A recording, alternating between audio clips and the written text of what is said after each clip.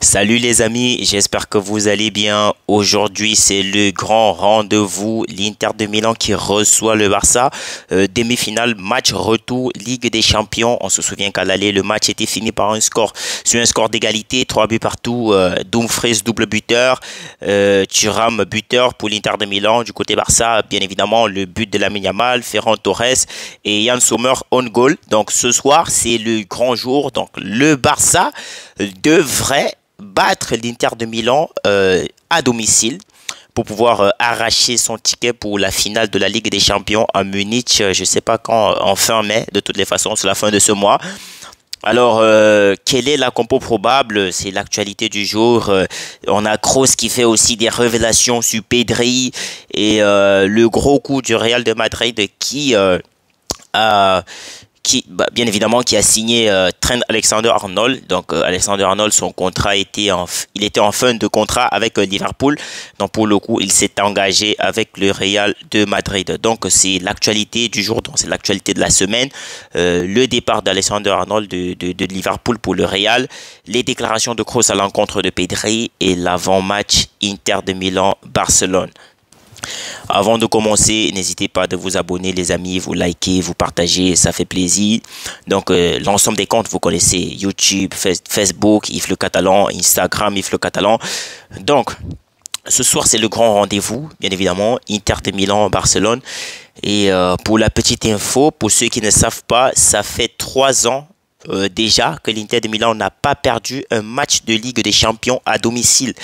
Donc pour le coup, le Barça devrait réaliser l'exploit en allant bien évidemment battre cette équipe d'Inter de Milan à domicile. Les amis, je vous dis, en tant que supporter du Barça, j'y crois à la qualification. Bon, j'espère à une qualification, mais ça va être très dur parce que je vois dans les sondages un peu de partout sur les réseaux, les gens ils mettent le Barça en grand favori. Les gars, Inter de Milan c'est pas le Barcelone, c'est vrai ils ont pas un football comme le Barça, ils pratiquent pas le même football dans tous les sens, donc dans tous les cas, mais ça reste une très grosse équipe. Déjà c'est la meilleure défense de la compétition, ils ont seulement je pense quoi 5 ou 6 buts maximum encaissés et ouais, ça va être dur. C'est pas impossible de les battre. Hein. C'est pas impossible déjà que en quart de finale, on a vu le Bayern de Munich faire souffrir cette équipe à domicile. Donc, ils ont bien évidemment compté sur la vivacité offensive des attaquants de l'Inter de Milan pour battre le Bayern de Munich.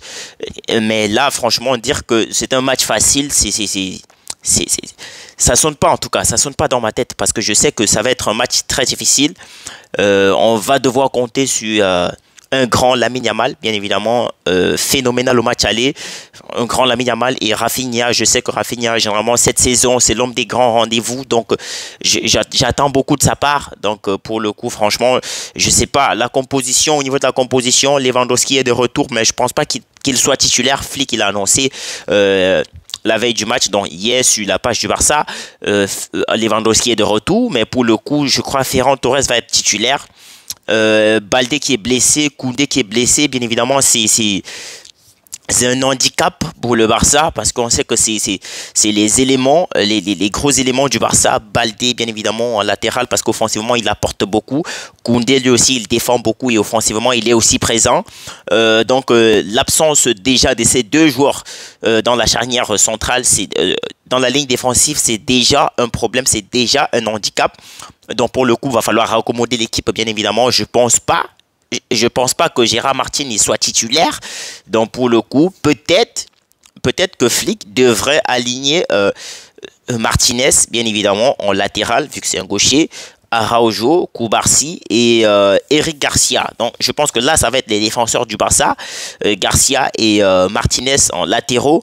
Et bien évidemment, Cubarsí en défenseur central avec Araujo. Ou alors peut-être qu'il va devoir titulariser Christensen en défense centrale avec Cubarsí, bien évidemment, Araujo en latéral, parce qu'Araujo, lui, il a déjà eu à jouer latéral. Et généralement, la saison passée contre le Real, à maintes reprises, où il fallait bloquer Vinicius, bien évidemment. Donc, je pense que la charnière défensive va être composée de ces joueurs-là en quelque sorte. Et maintenant, au milieu de terrain, pour le coup, Frenkie de Jong, titulaire, bien évidemment.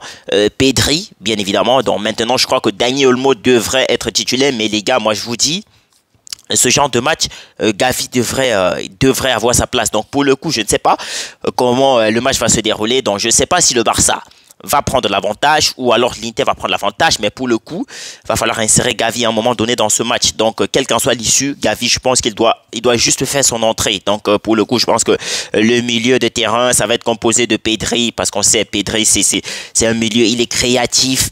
Pour son apport, il va être titulaire. Il est titulaire cette saison, il est phénoménal. Donc, le Barça peut compter sur lui pour son apport offensif ainsi que défensif, parce que Pedri, il est créatif. Les petites passes, les longs ballons, les passes à casser des lignes, ça, il sait faire. Donc, pour le coup, je pense que Pedri, c'est un atout majeur pour cette équipe de Barcelone face à une équipe comme l'Inter de Milan.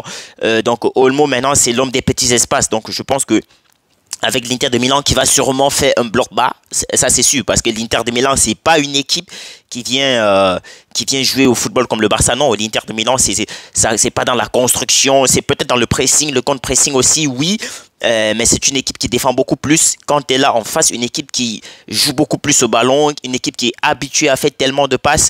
Donc je pense que là maintenant, Dani Olmo, il va être un maillon fort avec ce style de jeu. Et maintenant sur les côtés, bien évidemment, on va voir Lamine Yamal, titulaire indiscutable. Donc au match aller, je pense que si c'est pas le doublé de Dumfries plus la passe décisive, normalement c'est Lamine Yamal qui devrait être homme du match au match aller. Mais malheureusement pour lui, Dumfries a été beaucoup plus décisif que lui. Et maintenant, Rafinha, on a vu Rafinha en fin du match, au match aller, Rafinha en fin de rencontre, il a essayé, il a eu des belles frappes et tout. Donc, je pense que Rafinha, ce soir, franchement, il peut être décisif. Le match passé, il a été décisif. Ce soir, il peut être décisif. Déjà que s'il est décisif ce soir, il va égaler non seulement le record de Cristiano, mais peut-être qu'il pourrait dépasser ça, on ne sait pas. Donc, on va voir à la suite des événements qui vont se présenter. Parce que Rafinha, cette saison, il est à 20 buts et passes décisives combinées en Ligue des Champions.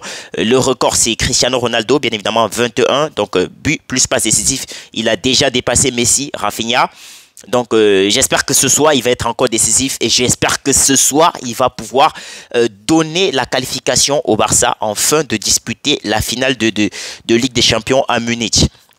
En attaque, bien évidemment, Ferran Torres,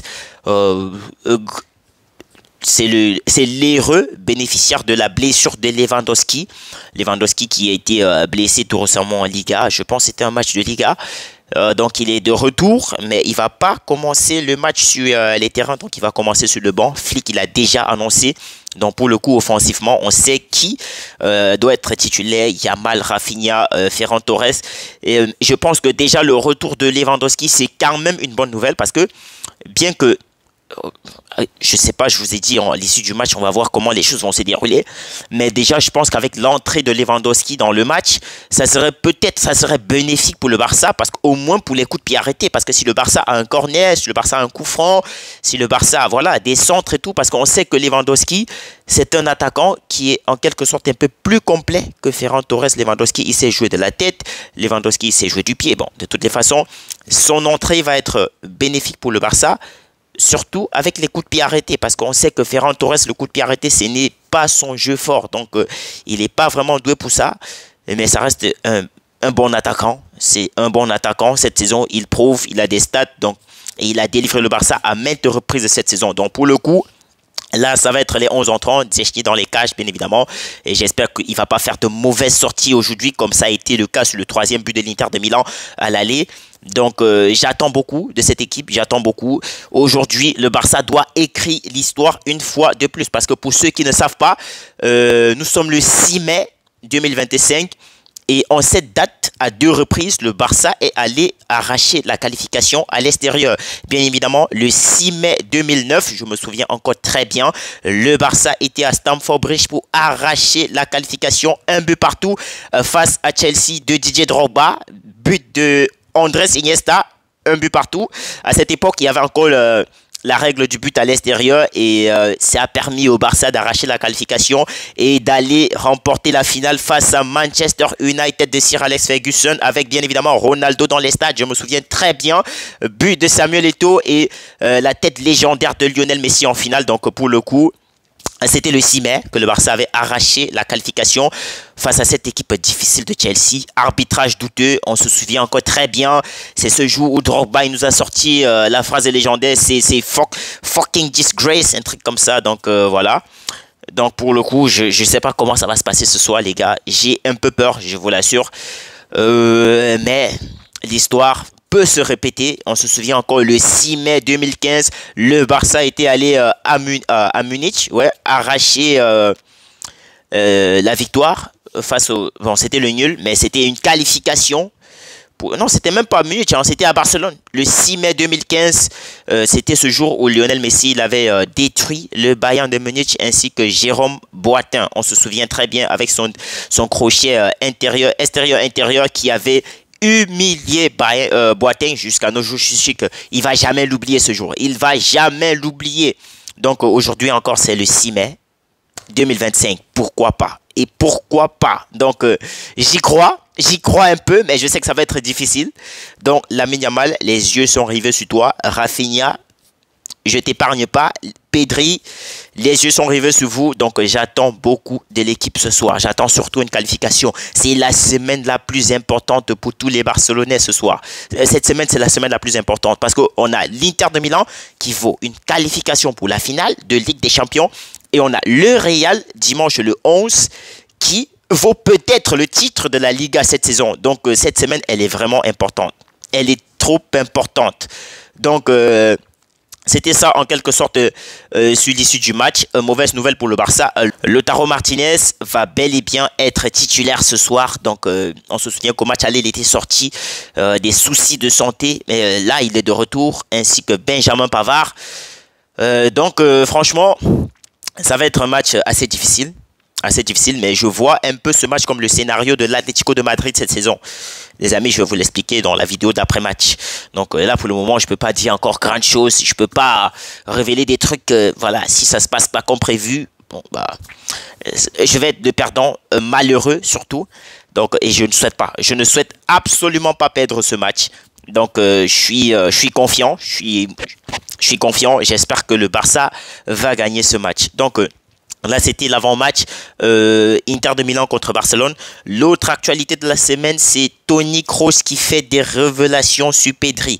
On dirait que l'ancien footballeur madrilène est quasiment tombé amoureux du football de Pedri. Il a dit, je cite, « À mes yeux, un joueur comme Pedri est presque plus, il est presque plus important que Lamine Yamal, Rafinha ou alors Lewandowski. Ce sont eux qui décident de l'issue d'un match, mais pour y parvenir, Pedri est actuellement le meilleur à ce poste à mes yeux. Donc, le poste que Pedri il occupe, selon Kroos, Pedri, c'est le meilleur au monde actuellement. Il n'y a aucun débat. Donc, je sais que souvent sur les réseaux, ça lance des débats. Pedri, Vitinha, Pedri, Barella, Pedri, Bellingham. Je ne sais même pas. Déjà, Bellingham et Pedri, ce n'est pas le même poste. C'est pas le même poste pour ceux qui ne savent pas. Donc, allez encore faire des recherches, vous allez voir. Donc, il continue, je cite. Pedri, en général, est un joueur qui vous manquera, quand il ne joue pas. Peu importe contre qui. Il ne se contente pas de marquer des buts, il ne fait pas que des passes décisives. Il vous apporte des solutions. J'ai observé ce que Pedri fait cette saison et rien qu'en Ligue des Champions, il domine 52 adversaires par match. Écoutez bien, 52 adversaires par match. En Liga, c'est encore plus extrême. Il domine 59 adversaires par match. Il bat 11 à 12 défenseurs par match. Ça, c'est pas moi qui le dis. Hein. Donc, c'est qui est le plus difficile pour un milieu de terrain? Les gars, c'est Toni Kroos qui parle, hein, c'est pas moi. C'est le meilleur. Et si un joueur comme lui vous manque, vous le remarquez, c'est clair. Depuis que Toni Kroos il est parti du Real de Madrid, on a tous vu le Real de Madrid sombrer. On a vu cette équipe très difficile qui n'arrive pas à faire sortir les ballons comme il faut, qui ne donne pas les passes clés que Kroos il donnait quand il était au Real de Madrid. Donc ça, ce qu'il dit, c'est, je suis totalement d'accord avec lui. Donc il continue, Pedri est l'un des rares milieux de terrain à ce poste à avoir le don de dominer quelqu'un d'un dribble dans les espaces restreints. Un joueur comme Pedri vous aide dans toutes les phases de jeu. Ça, les gars, c'est Kroos qui le dit, c'est pas moi. Ce n'est pas moi, je suis pas footballeur.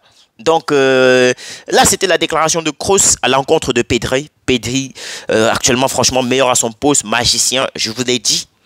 le meilleur joueur du Barça, c'est vrai, d'aucuns disent que c'est Lamine Yamal parce qu'il a cette facilité à éliminer les défenseurs, il a cette facilité à faire des passes décisives. D'autres disent que c'est Rafinha parce qu'il marque beaucoup plus de buts. Rafinha, il est décisif, les gars. Il peut pas être le meilleur joueur de Barcelone. Pedri, par contre, lui, quand il joue pas le Barça, ça se ressent très vite. Très vite. Même quand Pedri, il sort dans un match, le match, l'issue du match, il change complètement. On l'a vu tout récemment, Dortmund-Barcelone, quand Pedri, il était sur le banc de touche, Dortmund était en train de maltraiter le Barça sur le terrain. J'ai dit Dortmund était en train de maltraiter. Mais à partir du moment où Pedri fait son entrée, tout a diminué chez Dortmund. C'est le Barça qui contrôlait le jeu. Bien que Araujo, il ait fait une passe décisive involontaire à Guirassy qui a planté son triplé. Mais Pedri, franchement, son absence dans un jeu, ça se ressent très vite. La dernière actualité de la semaine pour l'instant, parce que nous sommes que mardi, c'est Trent Alexander-Arnold qui a rejoint le Real de Madrid. Les gars, on parle pas assez, mais le Real de Madrid ces dernières années fait un mercato vraiment, je sais pas si je pense que je peux dire quand même gagnant, parce que là, il dépense absolument rien sur les joueurs et en retour, il remporte des titres. Mbappé, il est quitté du Paris Saint-Germain gratuitement. Les gars, imaginez, vous avez Mbappé dans votre équipe, vous l'avez eu pour 0 €. Franchement, c'est le coup gagnant. C'est vrai que les gens m'ont dit, au vu de sa première saison, le Real est en méforme. Ouais, le Real est en méforme. Le Real est en reconstruction. Surtout, le départ de Kroos, franchement, ça pèse beaucoup. Hein. Déjà que le Real n'a pas de défenseur cette saison. Faut pas l'oublier. Parce que Ancelotti, il a eu à chipoter avec Tchouaméni en défenseur central. C'est pas un défenseur. T'as Asensio qui est sorti de l'école. Voilà. Et là, on a essayé aussi avec lui. Ça match un peu. En latéral, Vasquez, carrément nul. De l'autre côté, t'as quoi? T'as Mendy qui fout absolument rien. Donc, franchement, cette équipe du Real, cette saison, elle chipote beaucoup. Donc, pour le coup, je pense que la première recrue, elle est là. Trent Alexander-Arnold, c'est un très bon latéral. Offensivement, surtout, il est très fort. On connaît ses qualités. Il a déjà gagné la Ligue des Champions avec Liverpool. Il a déjà gagné la Première Ligue. C'est un joueur, le pressing, il connaît. Donc, les matchs à intensité, ça, il connaît. Donc, il est très décisif. La plupart du temps, c'est carrément l'un des meilleurs latéraux de la Première Ligue. Il a tellement de passes décisives et de buts. Allez regarder pour ceux qui ne savent pas. Donc, Trent Alexander-Arnold, il est jeune, 26 ans, il rejoint le Real de Madrid et franchement c'est un coup gagnant, c'est un coup gagnant. Le Real, ils ont eu Alexander-Arnold 0 €, Mbappé 0 €, Rudiger 0 €, la liste elle est longue, Il y en a tellement de joueurs qui viennent au Real gratuitement et c'est un coup parfait pour le Real. Donc pour le coup c'était en quelque sorte les idées de la vidéo, donc l'avant-match. On va voir ce qui va se passer, hein, franchement. Mais j'espère une qualification. C'est tout ce que j'attends. Sinon, voilà. Mais déjà, je sais que le Barça va bien jouer. Ça, c'est clair. Donc, si l'Inter gagne, il faut juste éviter les pièges de l'Inter. Encaisser très tôt, franchement, ça, c'est un point qui m'énerve tellement. Le Barça encaisse tellement très vite dans les matchs. Les matchs importants, tu ne peux pas te permettre d'encaisser un but à moins de 5 minutes. Ça, il faut pas. Il faut surtout pas. Donc, prenez soin de vous les amis et on se dit à tout à l'heure après le match du Barça. À tout à l'heure les gars.